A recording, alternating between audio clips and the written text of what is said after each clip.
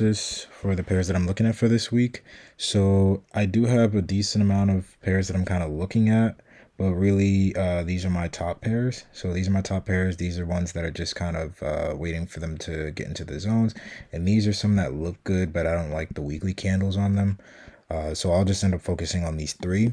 So for CAD JPY, I have multiple time frames bullish. I had this daily zone mainly from all these taps over here. You can see price tapped here, here, here, here, here. Like it was just constantly tapping into that zone. So as you can see, we pulled back down into this zone, and I did try to get a trade off of it last week, but I didn't want to swing it into the end of the week, and it ended up actually pulling back down to my break-even point. So I ended up just closing it around break-even.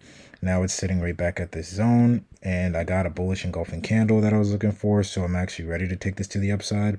My first target, truthfully, will probably be about this high right here, this equal structure high, and then the next target will probably be this target right above the high.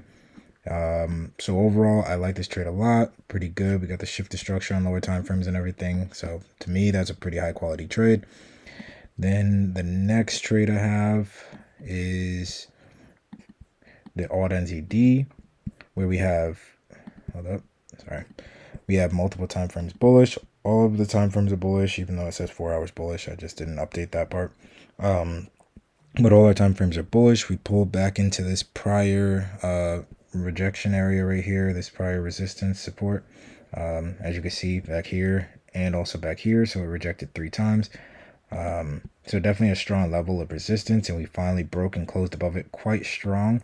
So I'm seeing that we're pulling down back into that zone, and then on our lower time frame, if we look, we can see that we ended up getting a change of character on the 15-minute. Even though it was small, it was right here, so it broke and closed above this high right here. So I was looking for the pullback, so I got in on the 15-minute engulfing. I wanted to look for the 30-minute, but I decided to get in a little bit early on this one and give it a little bit of a wider stop loss, so we'll see how that one plays out. So yeah, overall, that's a pretty solid one. And then for the USD CHF, I probably won't take it since I'm already in the CAD JPY and the alt NZD. This one already, it's the same exact thing.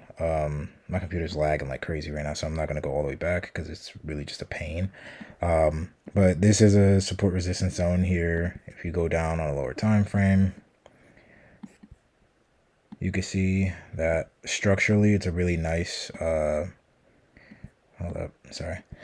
Structurally, you can see it's pretty nice, making the higher high, higher low, higher high, higher low potentially, and then we'd be looking for it to break through and create a new higher high.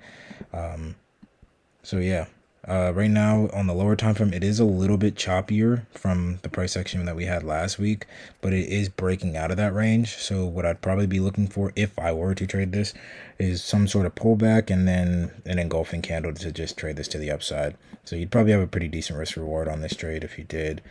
So yeah, and that's basically it. That's my analysis for the week. Thank you guys for tuning in, and if you'd like to see more, make sure to drop a like on this video, and I'll catch you guys later.